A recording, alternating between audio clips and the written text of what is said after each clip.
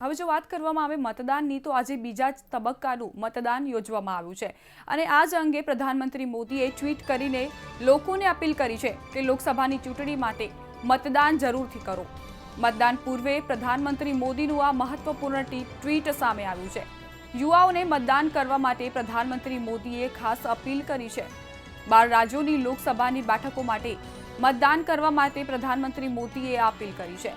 જણાવી દઈએ કે આજે બીજા તબક્કામાં લોકસભાની 95 બેઠકો માટે મતદાન યોજાવાનું છે। સમગ્ર દેશભરમાં લોકસભાની ચૂંટણી માટે તડામાર તૈયારીઓ જોવા મળી રહી છે અને ત્યારે હવે મતદાન પૂર્વે પ્રધાનમંત્રી મોદીએ આ ટ્વીટ કર્યું છે।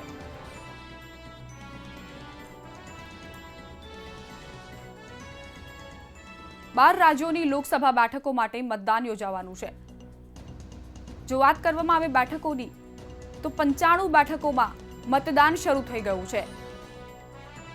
લોકોની સવારથી જ લાંબી કતારો લાગી રહી છે મતદાન કરવા માટે।